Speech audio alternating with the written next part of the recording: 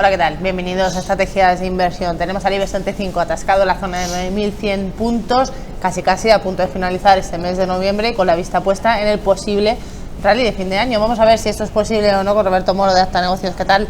Hola, ¿qué hay? Bueno, tenemos al IBEX 35 que parece que se ha atascado en esa zona a los 9.100 puntos, ahora mismo está en los 9.090, incluso por debajo. ¿Y cómo ves el selectivo? Porque parece que el panorama internacional tampoco acompaña. No, muchas incertidumbres en el macroeconómicas y al igual que por temas geopolíticos. Entonces, no es de extrañar, ¿no? De hecho, a poco que cierren más o menos como están ahora mismo, las velas semanales que nos van a dejar todos los índices europeos son de no se sabe qué.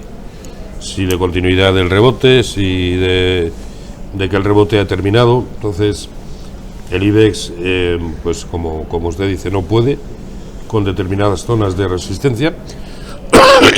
Perdón. La primera de ellas importante en la franja 9.270 a 9.300, y hasta que no la veamos por encima ni siquiera podemos decir que vuelve a mostrar niveles de neutralidad. Y por otro lado, zona de soporte también importante, 9.000, no solamente porque es algo como casi siempre psicológico, que eso ya cada vez influye menos, pero sí es el origen del último hueco alcista, ¿no?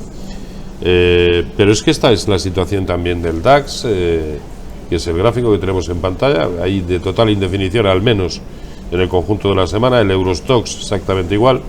A ver, yo manejo más un escenario de continuidad correctiva que de otra cosa, ¿no? Pero eso no quita para que incluso todavía podamos ver algún rebote añadido a los que ya hemos tenido pues la semana pasada mismamente, ¿no? Va a depender mucho de cómo se vayan saldando las incertidumbres. Lo que pasa es que los dos temas que afectan principalmente a Europa son lo suficientemente escabrosos como para que en una jornada no podamos... Bueno, pues ya está, ya se ha solucionado. Los dos son temas tan complicados que probablemente la incertidumbre subsista y que estemos incluso en lo que es a efectos tendenciales mucho más a lo que hagan los americanos que a otra cosa. Está hablando del Brexit y de Italia, entiendo, ¿no? Sí, básicamente. Que sí. Bueno, y eso y el hecho de que también Alemania ha publicado el último trimestre ya en contracción, ¿no? Entonces empezamos ya a tener otros elementos añadidos de bastante más enjundia, ¿no? Mucho más con la política de tipo cero, porque el margen de maniobra del Banco Central Europeo es prácticamente nulo. Y ya como colaterales, como no acepte cromos de la selección de fútbol o algo así, en fin. Está complicado el panorama.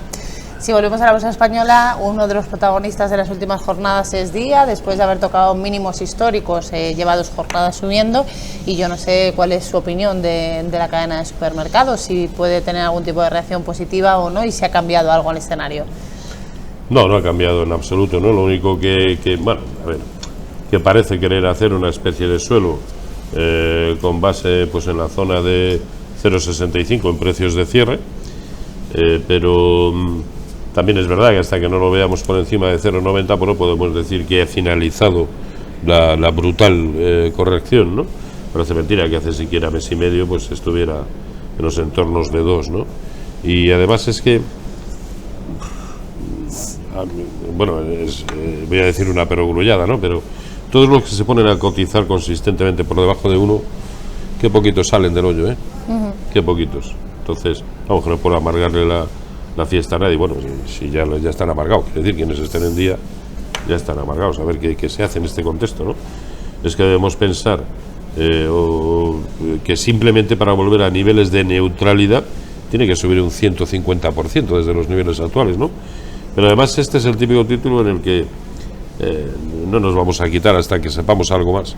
No nos vamos a quitar nunca la sospecha de si estas caídas obedecen a criterios de ponerse lo más fácil a posibles mirlos blancos, o como se diga eso, del tema de la OPA. En fin, cuando empiezan a influir este tipo de cosas, da asco, porque el que acaba pagándolo siempre es el inversor particular, siempre. Sí, completamente. Pero ya digo, el aspecto pues sigue siendo tan nefasto como lo era ayer y hace prácticamente un mes.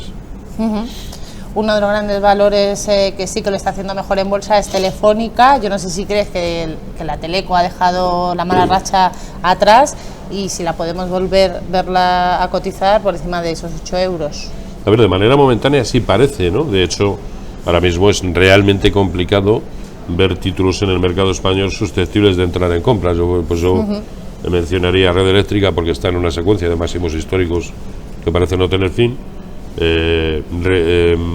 Repsol, que ha rebotado muy bien donde tenía que hacerlo, también ayudado por este rebote a corto plazo del precio del petróleo, y Telefónica, precisamente, ¿no? Porque puede perfectamente continuar, no sé si hasta 8, pero sí al menos hasta la próxima resistencia, en la zona de 7,80, nivel a vigilar por debajo del cual ese escenario quedaría pospuesto cuando no anulado, pues la zona concretamente de 7,10. Si lo vemos por debajo de 7,10, pues creo que las cosas volverían a retomar el aspecto bajista que hoy por hoy de medio plazo sigue teniendo, no hay ninguna duda, pero que parecía querer paliar un poco con un corto plazo. Sí, pero además es algo que también han puesto de manifiesto muchos títulos de este mismo sector, ¿no? De tipo KPN, o, Telecom Italia, Orange, quizá no tanto Deutsche Telekom, pero que sí, que han tenido unos rebotes realmente importantes, ¿no? Y que no han perdido ese buen aspecto, ojo, de rebote, nada más. Las dos OCIMIs del IBEX 35, tanto Merlin Properties como Inmobiliaria Colonial, han presentado resultados esta semana, y yo no sé cómo ve la situación técnica de estos valores, y si tuviera que quedarse con unos, ¿con cuál sería? Bueno, Inmobiliaria Colonial, digamos que de largo plazo no empieza a estar tocado hasta que lo veamos por debajo de 8,20, que son los mínimos que marcó a mediados de octubre. Luego esa es la zona a vigilar, ¿no? Realmente tiene complicado, lo ha intentado recientemente, superar la zona de 9 y por lo tanto volver a una estructura al menos de neutralidad en el corto plazo, dentro de lo bien que lo ha venido haciendo últimamente, y no ha podido, ¿no? La ha atacado pues en no menos de 10 ocasiones, ¿no? O sea, fíjese, y no, se ha saldado de momento con ruptura a la baja, que parece precipitar al precio hacia esa zona de 8,20, y esa creo que es la zona que hay que vigilar.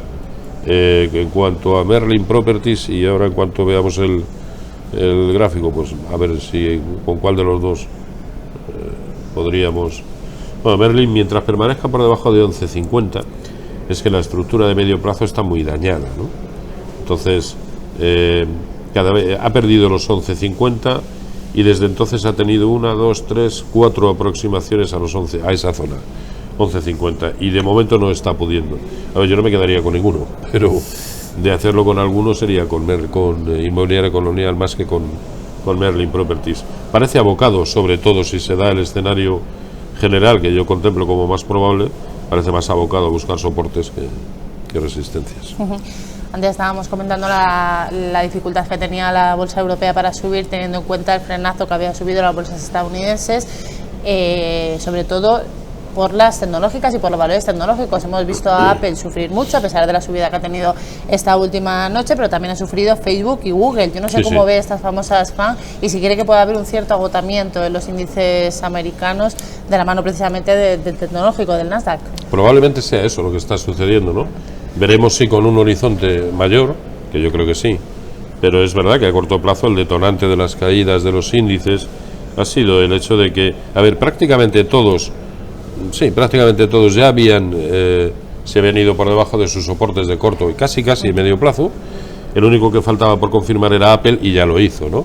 Al perder la zona de 213, 210, pues perdía niveles de soporte interesantes, y parece abocado a buscar caídas inferiores, ¿no? O sea, caídas mayores. Pese a que en el corto plazo, a ver, precisamente ayer con la recuperación que tuvo, la pauta que nos deja es ahí una especie de aramia alcista que puede propiciar algún rebote, pero que yo contemplo exclusivamente de corto plazo, dado que la tendencia previa era solamente de caídas de 5 días. Luego el rebote ha de ser coherente con aquella tendencia a la que viene a corregir, ¿no? Por lo tanto, puede, lógicamente, a ver, aquí puede pasar de todo, como siempre, ¿no?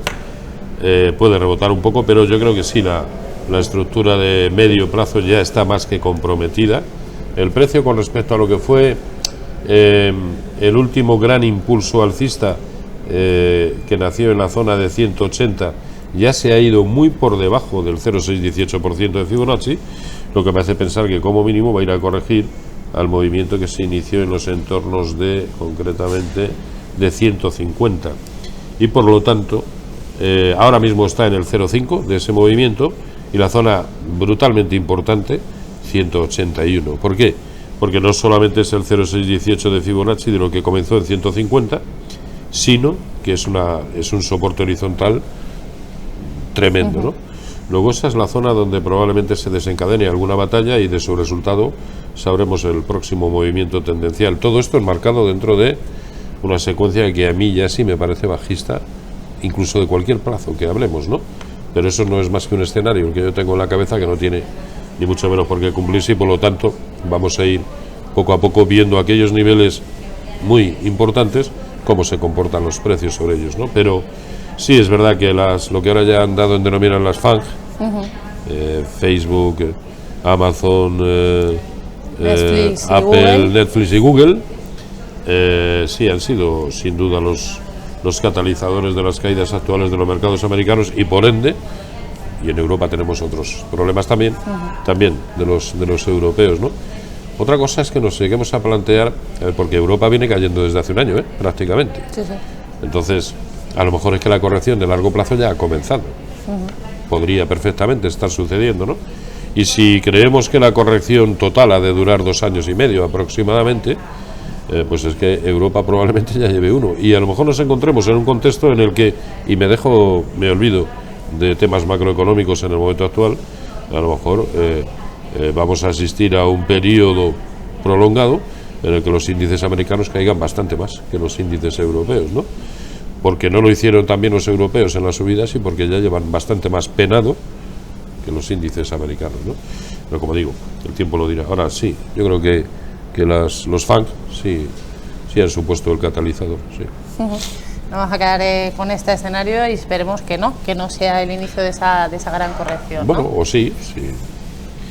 Yo lo que quiero es una tendencia definida, ¿no? Llevamos tiempo sin tenerla, y me da igual que sea para arriba o para abajo, la verdad. A ver, sí prefiero que sea para arriba, porque eso significará que mucha gente recupera el dinero que va perdiendo en el momento actual, pero por hablar de un supuesto determinado, que haya uno, me da igual, pero que lo veamos relativamente claro, ¿no?